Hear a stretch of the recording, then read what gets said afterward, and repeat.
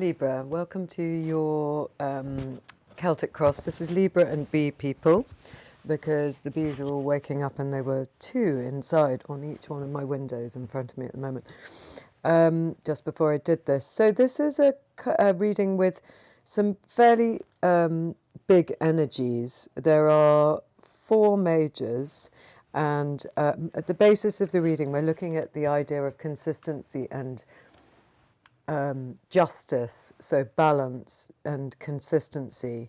And there is a lot of that kind of consistent energy that's turning up, and then a fear of giving away power, or that you're working towards something that's not worthwhile somehow. And so we're going to unlock this, because even at the end there's an epiphany coming, but we need to add some cards to this, because it's a little bit unclear to me exactly what's going on, but it will come as I speak. It will come out. So you in the but that's the basic, to see if you want to stay around, if that feels like it chimes a bell with you. You on the interior, the King of Pentacles, very consistent, very concerned with long-term security here. He's got his foot on the dragon's head that looks like it's made out of a sort of rock outcrop. Look, here we go. Do you see that with the armoured foot? And there is a sense of protection about this king. He really wants to look after all those that are in his domain. And what's standing out to me today is that foot, is these two bull's heads either side, one half hidden, who looks quite punchy, that one nearest the foot with his armoured foot. But there is a sense of bullish protection. You're wanting to look after what's yours. And you feel very strongly about it. And I can see he looks quite determined. He's looking away from us. He's facing us, but he's slightly looking it away, as if this is closed for discussion. That's the feeling it's giving me. I will do what is right by those that are under my protection. I always love this king, because he lives in a castle and we can see the ramparts behind him. But look at nature, that beautiful vine. He allows what's natural to flourish. Those grapes, I believe, mean, all his accomplishments. He's good at looking after money. He's good at looking after those in his castle. But he also allows what is natural to happen. That's how I feel about that vine. When I was a little girl, I lived in a vicarage, and there was a little gap in the window of my bedroom where, over the years, the tendrils of a wisteria would come in. Big old Victorian house. We never really worried about sealing things up then. And I was on the first floor, and just the remembering the joy that tendril gave me, allowing something unusual to come in from nature, was such a gift. I was so pleased my parents didn't tidy it up, or maybe they did. I don't remember them doing it. So it's that kind of energy. He looks after you. You're safe, but he will allow what's natural to flourish. So that's you on the inside, wanting to do right by yourself and those around you. How this makes you act on the outside with the Queen of Swords and Temperance, another two very big energies. So the Queen of Swords speaks her mind. She does not mince her words. And she's going to tell everyone exactly what she thinks about a situation. She holds that sword right up into the air. Again, she doesn't. This is not up for discussion with her. She's now faced completely away from us, looking at the truth, not interested in engaging in a kind of soft way. She knows what the truth is, and she's after it. She's a wonderful ally. And she would be what happens to the Queen of Cups after the Queen of Cups gets tipped into tough behaviour, because the Queen of Cups is endlessly understanding to everyone. And the Queen of Swords is what happens when that energy gets taken advantage of. She would be a divorcee. She would be the friend you'd go to tell you the truth, if you were prepared to hear the truth, because she's not going to sugarcoat it. And she's very clever, so she would strategize with you, and she would give you tough, sharp medicine, but if you were brave enough to take that medicine, you'd probably get somewhere with it. It makes me think of that feeling of empathy versus compassion, and the idea of empaths, and I am one, so I know what it feels like, is that, and I know many other amazing empaths who I go to when I'm in crisis, so I'm not saying I'm the only one, but the exchange with a real empath is often about a kind of relief in the short term of the feelings, and the person who's offloading will often feel a little bit better, but in the way that sugar might sweeten your day for a moment but not really help you with your nutrition. Someone who's being compassionate, on the other hand, will listen with great understanding and reflect back what's happening, but then they will strategize with the person. They don't take the responsibility away from the person to solve this problem. They understand that there has to be action from that person in order to solve their own problem. Queen of Swords is the ultimate in that, you know, so clever. I love how she wears those clouds on her cape, like a pelt, you know, like you would wear the animal skin of something back in the day when this was acceptable, or when it was in Stone Age. You would take your prey and then you would wear it to try and take the power of them. She's done that with cloudy thoughts, with the inability to understand. She's slayed the inability to understand. She completely understands, and she's wearing it. She's above those clouds.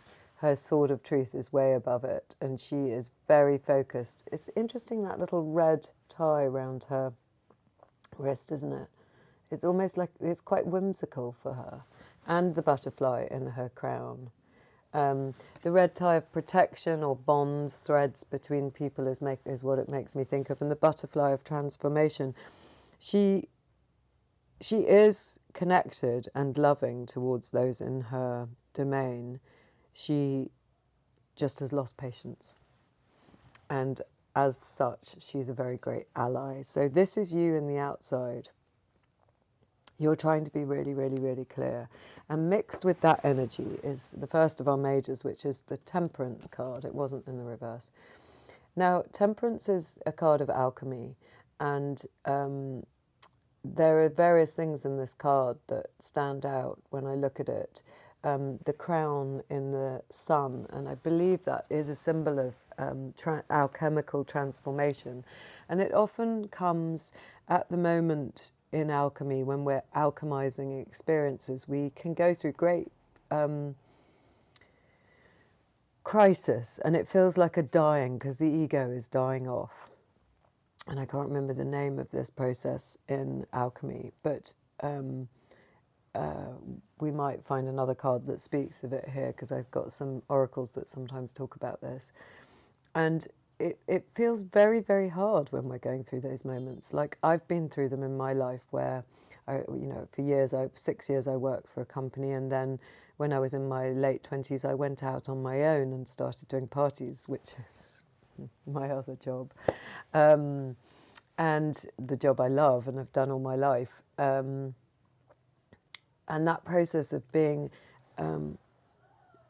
letting go of the security of everything I'd known and being alone. I lived on my own for the first time. I was without company. I was without a company to work for. It was like a complete ego death. And it was a necessary process to go through. Otherwise, I would still be working for someone else, and I would never have had this successful events company, which I've had for many years, doing amazing things, but also for me, with all that freedom. In order to gain that, I had to go through this kind of ego death. So I think there might be a bit of that process here, where you're accepting that you have to be very clear and logical, and that there's some sort of transformation. There's a pause, like a pause in a piece of music. These irises, in the yellow flowers, they indicate messages that are dropping in from the nymph iris who hangs out in the rainbows, but she can drop in and give you little ideas. So maybe you're having some ideas. You're pausing to consider things very intelligently, to mix all the ingredients that you have at hand, and to wait for the next sort of piece of music, the way that your life is going to sort of pivot from this point on. as I said, in the basis, what we've got is 2 cards that talk about fairness and security. So I think this is the quest that you're on, which is a big one. You may have worked all your life or be in relationships.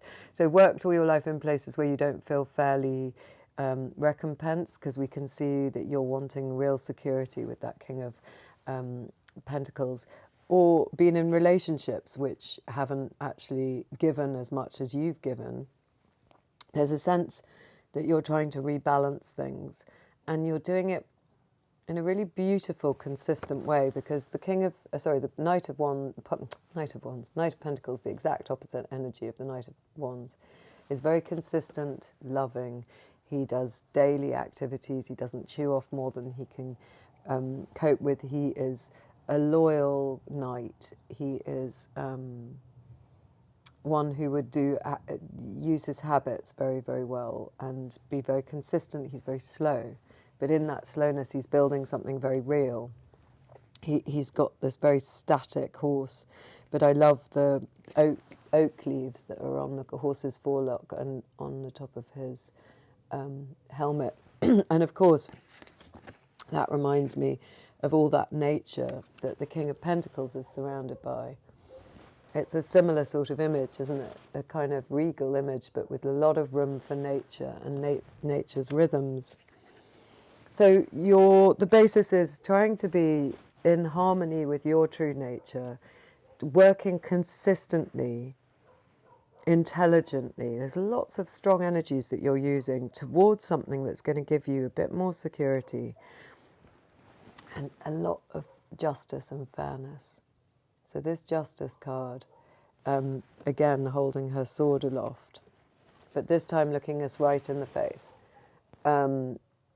She's prepared to face things off and say, right, this is what we need from now on. She has a kind of relationship to the High Priestess, who I don't think we've got here, but we've got the minor to the High Priestess, because of those 2 pillars and the cloth in between the 2 pillars. She is clear thinking again and incredibly fair. She uses her intuition. She's got this gem in between her, where her pineal gland would be, the balances. So there's a sense of working towards something really stable, really just, really fair. And I don't know if this is I suspect it's to do with material wealth, because there's so many pentacles turning up, and we don't really have any cups here. No, we've got one. We've got the cups that the Temperance is playing with, but that's not a cup card per se. So I think it's more to do with work and wealth, but you would be able to apply it to what feels right in your life. The Magician is in the recent past. So it shows you being quite creative, very intentional, or very creative, very intentional. You had everything you needed at this point. The cup, the pentacle, the sword, the wand on your stable table with its 4 legs, with this wreath of success above you, as above, so below, the infinity symbol above his head, the bandage around his forehead. Again, there's lots of talk with even this. She's got a sun, or this angel has got a sun symbol on the forehead. There's a lot of intuition being employed here. So a kind of a sense of rebirth and something needing to be generated in the recent past. He might pop up again. Let's see if there's anything that is jumping out on him. Just the snake belt. That feeling of the infinity with the snake belt, where it's biting its own tail. A new cycle that's involving your will and intent. There's a lot of big characters involved here. You're using lots of parts of your psyche. So a potential outcome, the Page of Cups, falling in love with something new, feeling very enamoured, lots of messages from your imagination. Look at the way he's staring at that fish, which is in the little cup. The fish needs, what's coming into my mind now is the fish needs really needs to get into that sea, doesn't it? But he's got it captured. So that's never come to me in that way before. So it makes me think that maybe whatever it is that you're enamored with actually has a bigger context that you've got to allow to have its freedom. You might be very focused on one kind of super romantic idea, but you need to allow that to grow, allow it to have its space. Big red puffy sleeves. Oh, can you hear all that noise outside? This is just a stage card, but it shows one potential outcome with all these big characters that you've got here in your inner and outer attitude, what the basis of the reading is, what's recently happened and what's about to happen. This is what we would come up with from this rebirth, from this kind of rebrand, from trying to use all these strong energies, perhaps to support and nurture this youthful, delicate page, this romantic page. It might be that this is what you're trying to bring into fruition. With the Two of Swords coming up in the near future, this is the minor to the High Priestess. The moon is still in the sky, so she's not mastered her intuition quite yet. Again, a stage, those two lines behind her stone throne. The swords are getting really heavy, and she needs to be able to put them down. And the only way she can put them back down is by deciding on what her decision is. The decision could be one of two things, or it could be something, a third way that she hasn't thought of. So that's interesting, because you've got a lot of, I suppose it's a bit like the Temperance, sort of mixing and melding, deciding which way to go down. But you've got some very incisive mental cards here. So why she's still trying to make her mind up, I don't know. Maybe because of the youthfulness of this project that you're wanting to bring into fruition, it might feel a little bit delicate. And so you're trying to work out how to navigate that still. In your attitude, you are very frightened about losing power here. You're very concerned about the balance. We can see that with the Justice card, the Temperance card, the Queen of Cups. There is a sense that you could give away a lot of power. Again, it's just a stage card, those two lines, but you seem to be really wanting to make sure that whatever this next move is, this vulnerable Page of Cups, whatever that represents for you, doesn't mean that you're left open to somebody stealing some of your power, or some situation stealing some of your power. You know, if it is a new way of working, it might feel as if you're giving up a great reputation in another industry or in a previous job or something like that, a new identity that might make you a bit vulnerable. His fez hat, there's something performative about that, isn't it? The Russian Cossack shoes and hat. It's as if there is a performance element to this, especially with the tents, that are not dissimilar to this actually.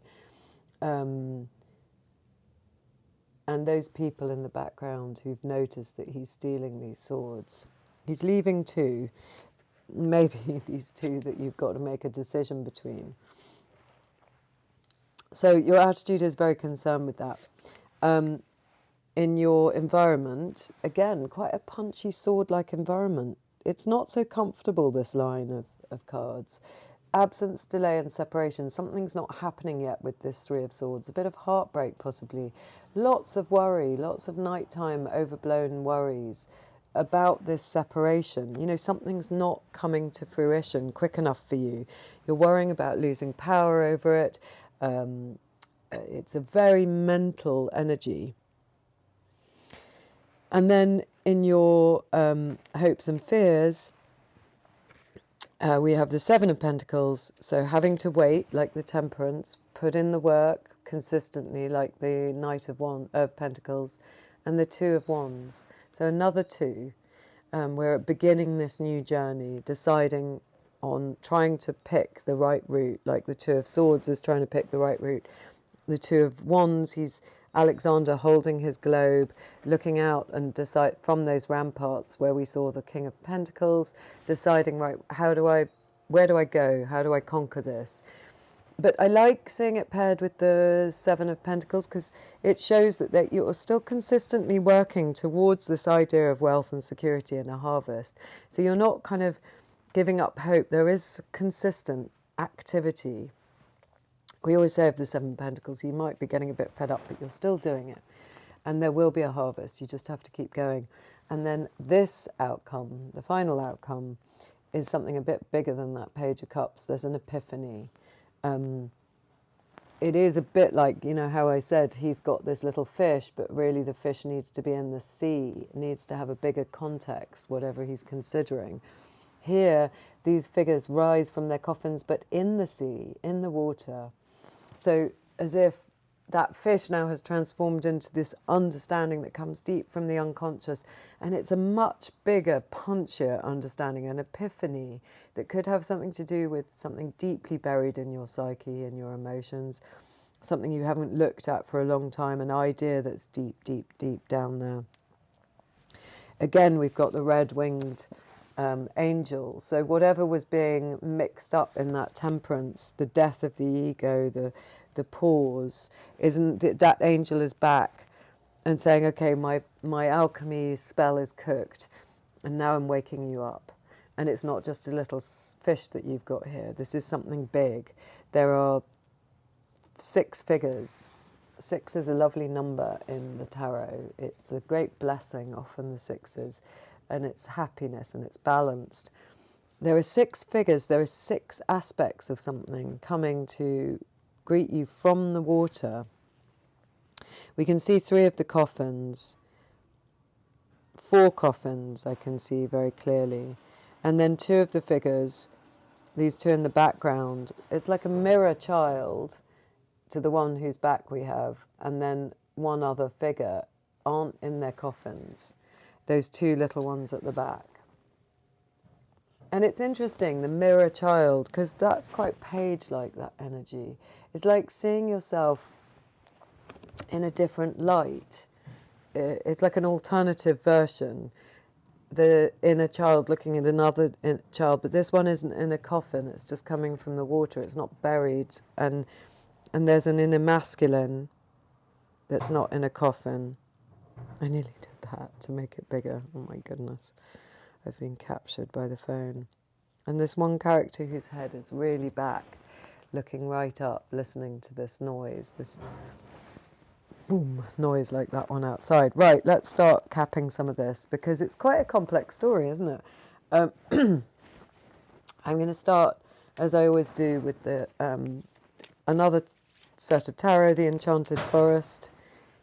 I've got the window open, sorry, that's annoying. What are they? Oh, the Weaver of Boons. This is lovely, this is a blessing. So I can't remember which one we'll work it out when we look at the book, but she's giving you a medicine bag full of things that you need for this quest. She's a bit like Temperance, I think. She isn't Temperance, but she's got that energy of being an ally. She's a bit softer than the Queen of Swords.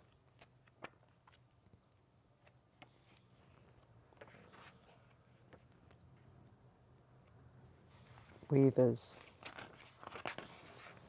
Weaver of Spells, Weaver of Visions, Weaver of Boons. Okay. The Weaver of Boons knows just what you need. When you visit her cottage in the forest clearing, the aura of peace and plenty embraces you. This witch's magic is earth-centered, the virtues of plants, the secrets of stones, birds and animal lore, the dance of the seasons.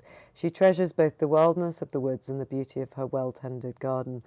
She is the preserver, nurturer and healer, feeding both body and spirit with motherly love. Okay, so this is much more the empath rather than the Queen of Swords. She'd go well with, well, she's related to the Page of Cups, she'd go well with the King of Pentacles.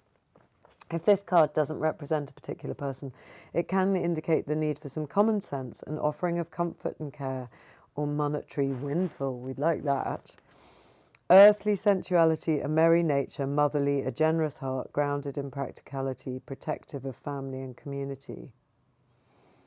So this is interesting because this is the Queen of Cups. Or is she the Queen? No, she's the Queen of, let's work out whether she's the Queen of,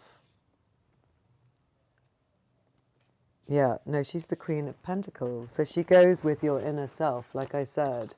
She can be a bit smothering, but I actually think that, you know, this is great. I don't think she's being smothering in this case. I think that this is quite an uncomfortable time that you find yourself in, and you need that kind of motherly encouragement. It won't be forever, but you need these gifts that she's giving you.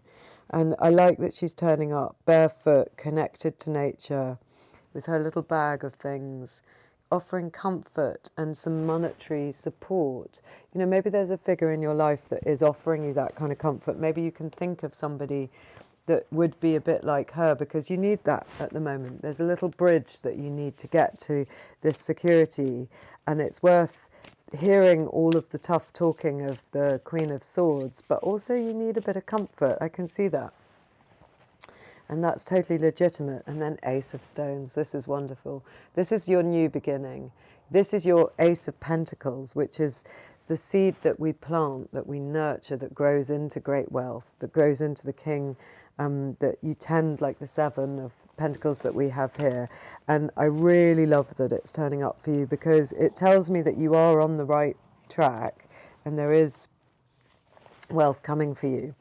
So let's read the little, these are very long and complex. I'm not going to read all of it, but connecting many levels of life, anchoring yourself in ordinary things, creative power, long-lasting achievements, good economic situations, success, harmony between people, especially at work. You know, there is success coming for you, isn't there? This is wonderful. It's talking about lots of ancient traditions where they would pile up stones, and how there's kind of a hint of Aboriginal dreamtime at the base, this feminine to the phallic masculine of this tall stone.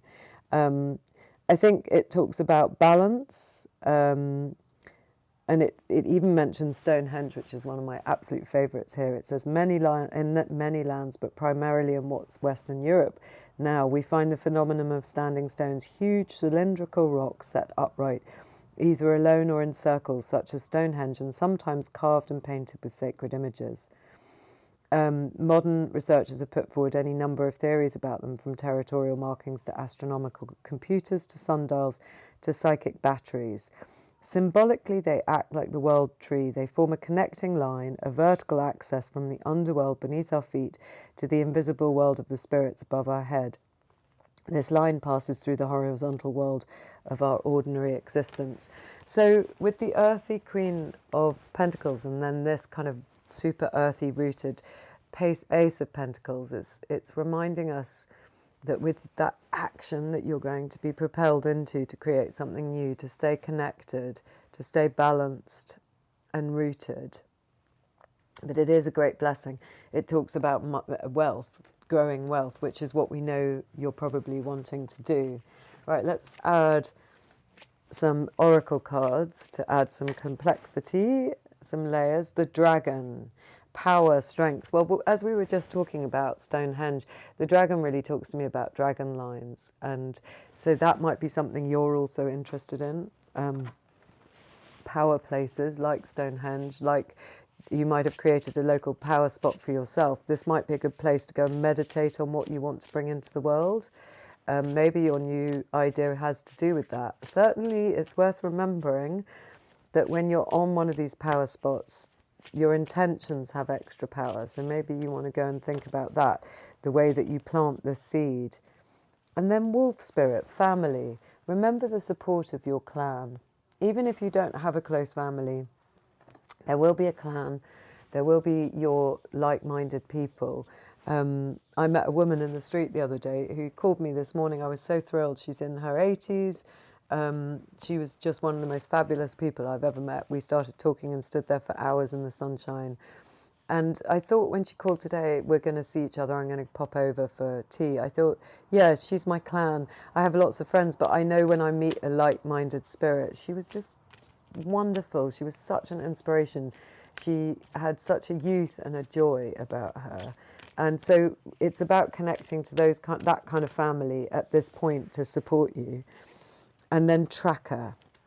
And once you've got with your wolf clan, then you start tracking, like sniffing out what it is that's going to bring you this great wealth. I love that. Did we have one of these yet? No, these are this lovely deck, another lovely deck here. So you're going to sniff it out with the help of your wolf clan, whether that's your actual family with that Queen of Pentacles character who's going to give you some support, or whether you're going to find yours for your new beginning. Oh, isn't that lovely? And it suggests it's right around the corner, because where I'm recording this, we're in the beginning of spring in the Northern Hemisphere. So you are tracking down this new beginning. Think about dragon lines. Think about the power of that. What did it say? Power and strength. It's interesting at the back. There is a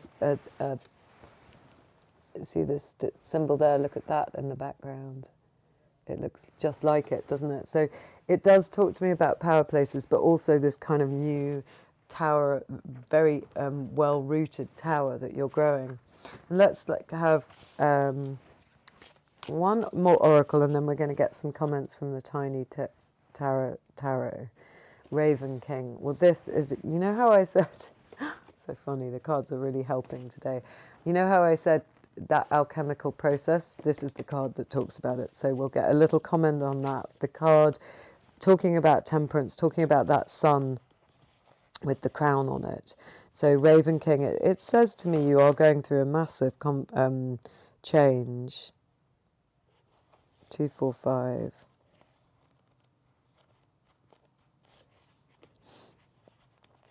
The Raven King.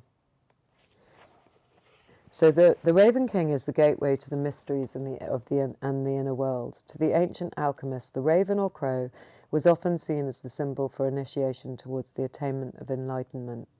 This raven has always been seen as an omen for change. This is what we can see going on here.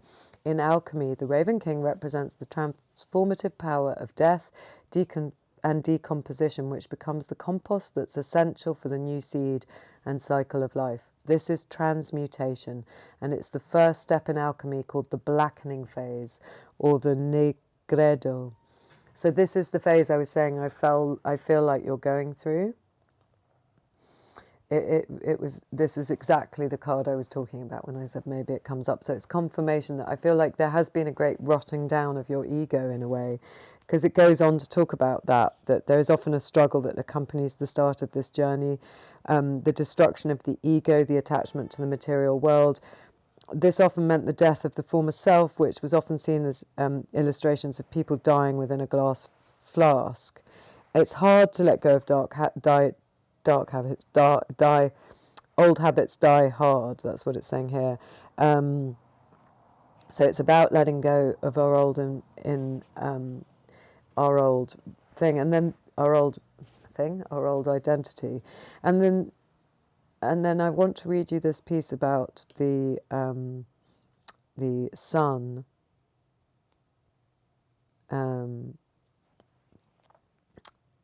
So the Raven King demands that you recognise the darker aspects of yourself.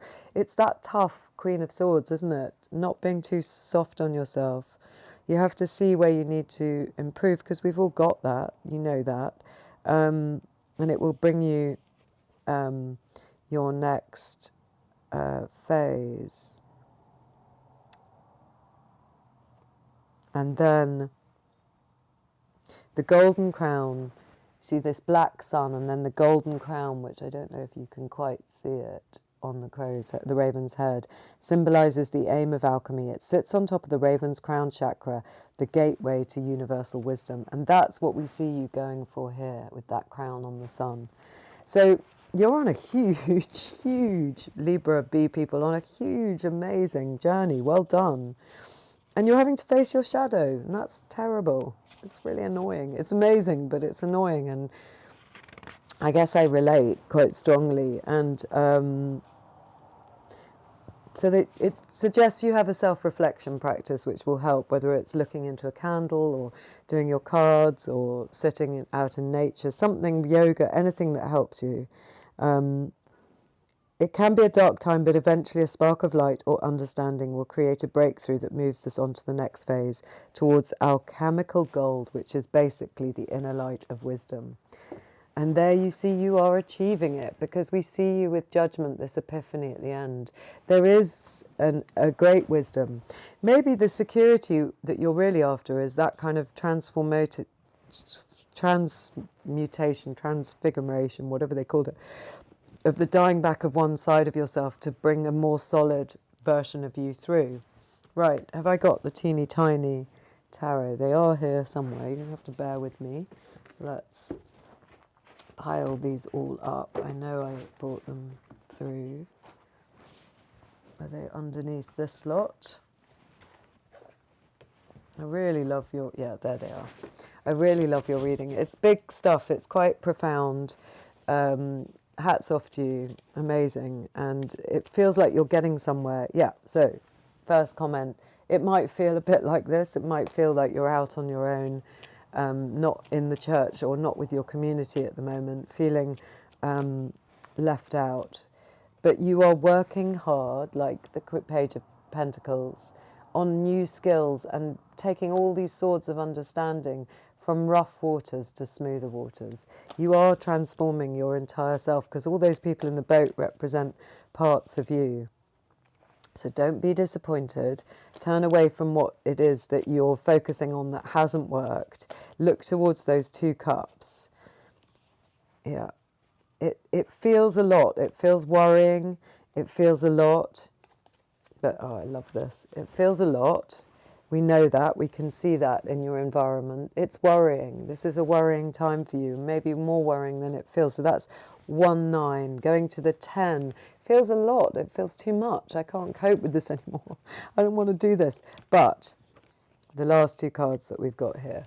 Your lovely Knight of Pentacles, who's in the basis of your reading, being consistent, moving forward slowly, supporting yourself in a very undramatic but consistent way, is leading you to your unbelievable 10 of Pentacles. This is when your 1 boon, that lovely tall card that was reminding us of the Stonehenge, that ace that you're going to nurture and love with all the consistency of that amazing... what do we call him, Knight of Pentacles, is growing into your 10 of Pentacles, which is exactly what the King of Pentacles wants to see you in. Great God, did you hear that? I hope everyone's okay upstairs. That was a great big jump or something falling. But I think what it was saying is, ta-da, and then we've got the 10 of Pentacles. We've got you growing that ace into the full combination. It's 10.